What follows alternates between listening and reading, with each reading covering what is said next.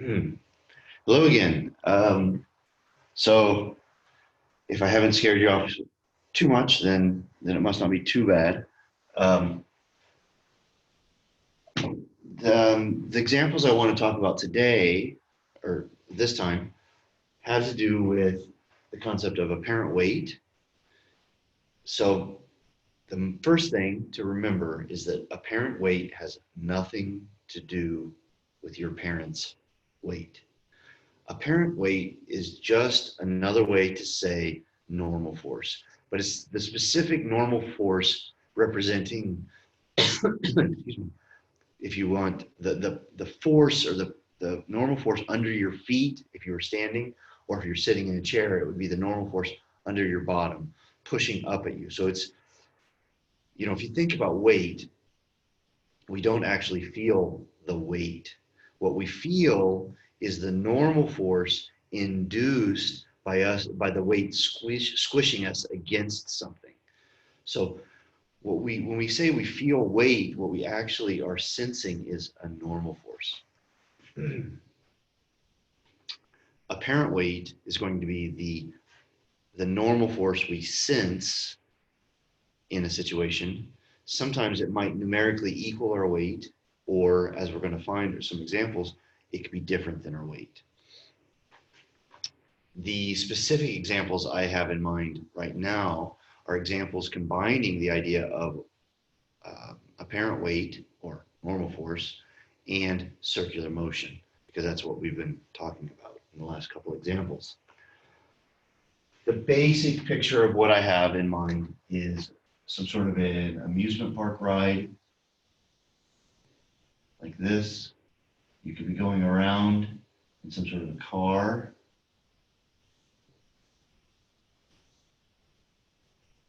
There you are, you're waving. Hello. Okay.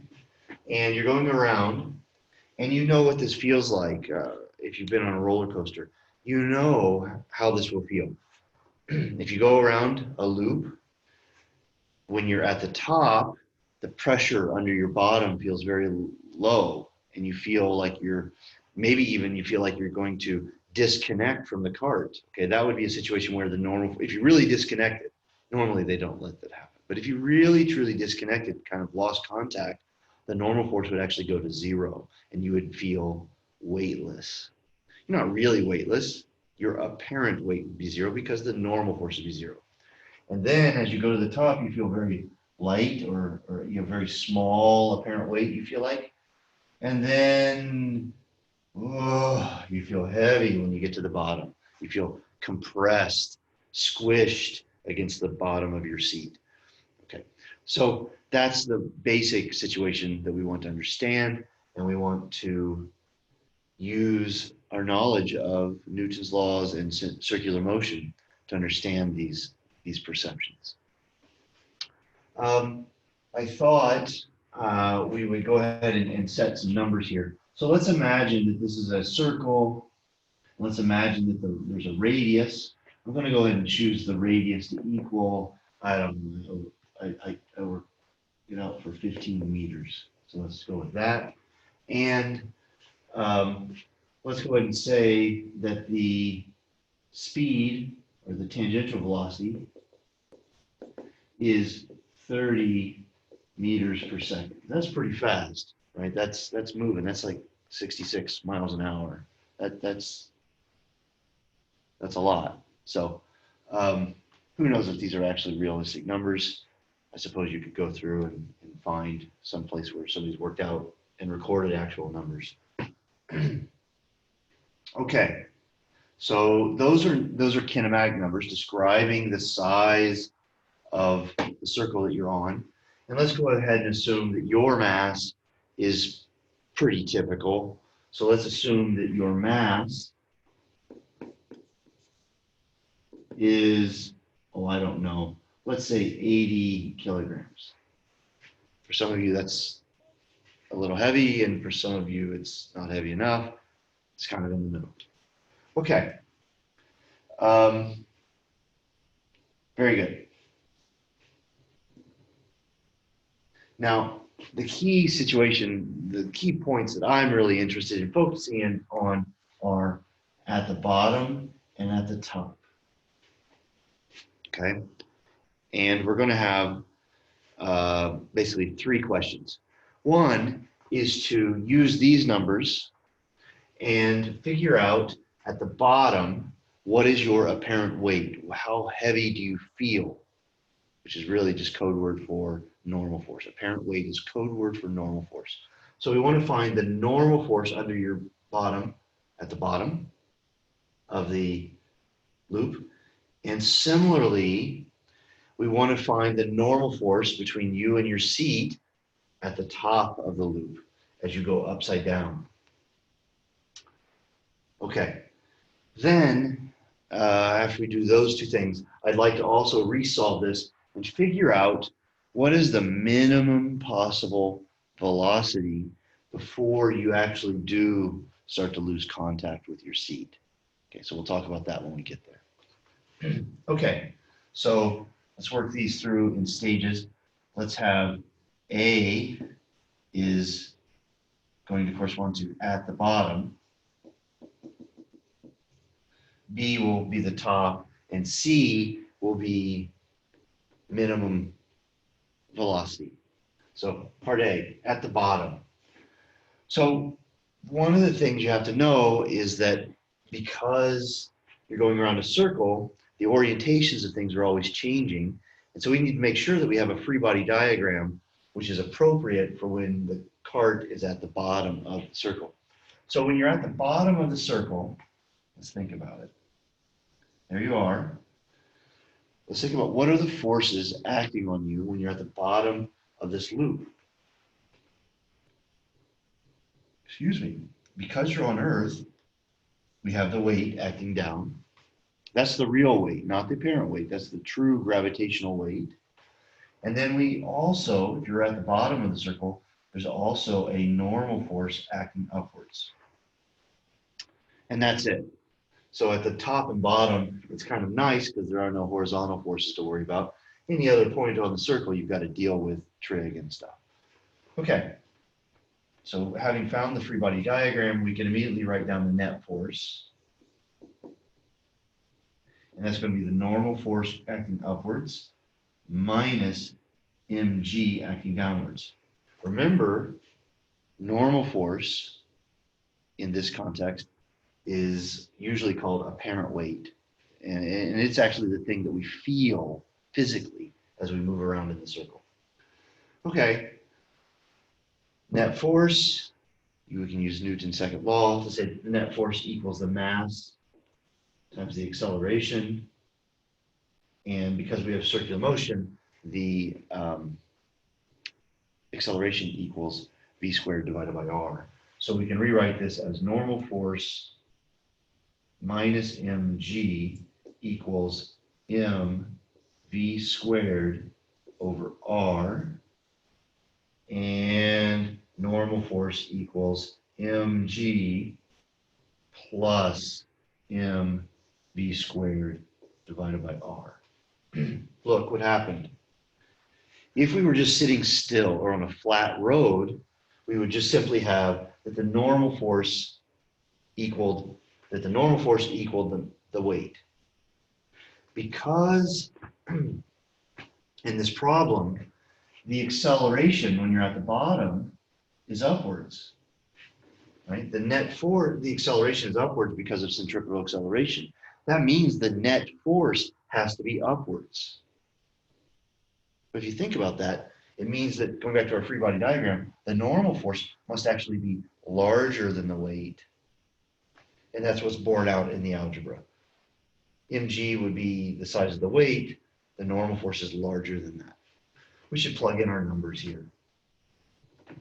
So normal force at the bottom, and that's going to equal,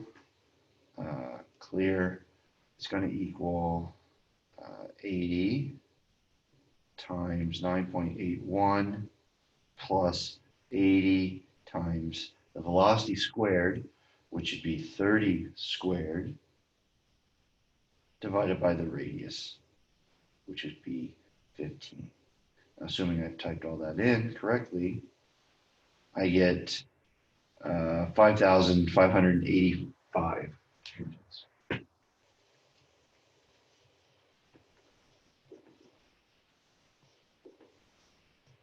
I've rounded that to the nearest whole number. Now, if we want to sort of see if I just really mess things up, I could take that number and I suppose I could compute it in terms of a pound mass equivalence, because that would be something more familiar to people. So to do that, I could first go from newtons to kilograms by dividing by 9.81.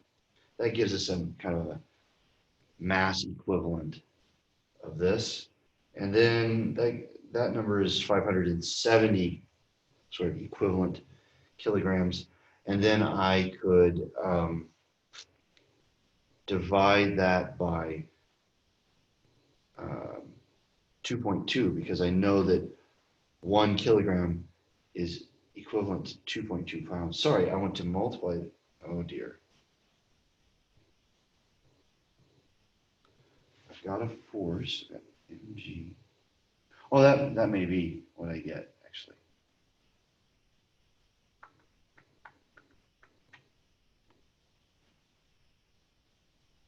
So that gives me a kilogram number, and then I want to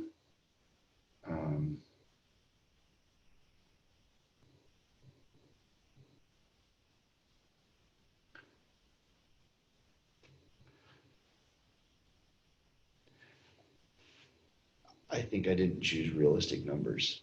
I think I just killed somebody. So the numbers I'm getting are really large, way too large to be safe, but that's okay. It proves the point. You see how the math is done. I'm not going to redo this. We'll just run with the numbers, and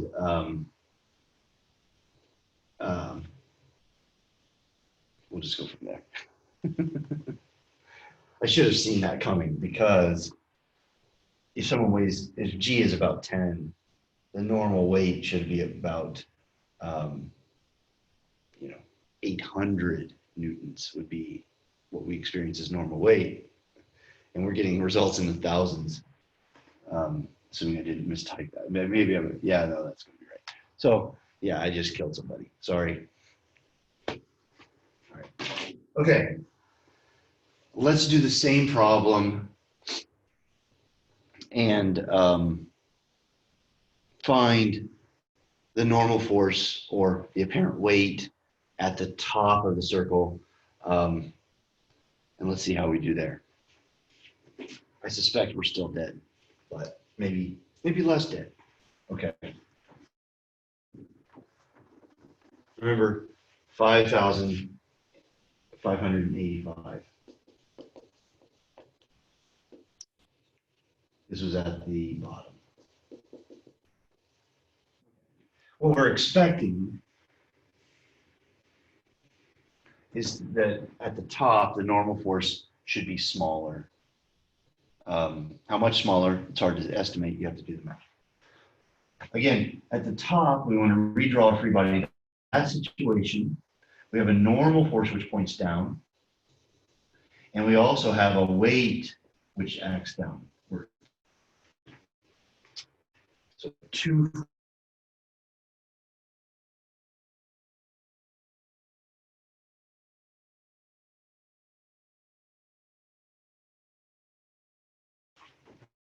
Okay, so we have these two forces, and they're both working together, and I still am on a circle, so I'm going to have an acceleration down.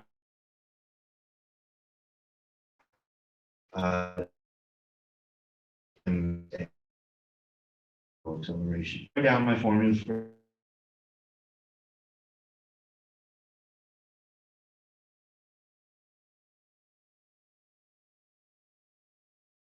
that. Actually, normal force is minus mg, and using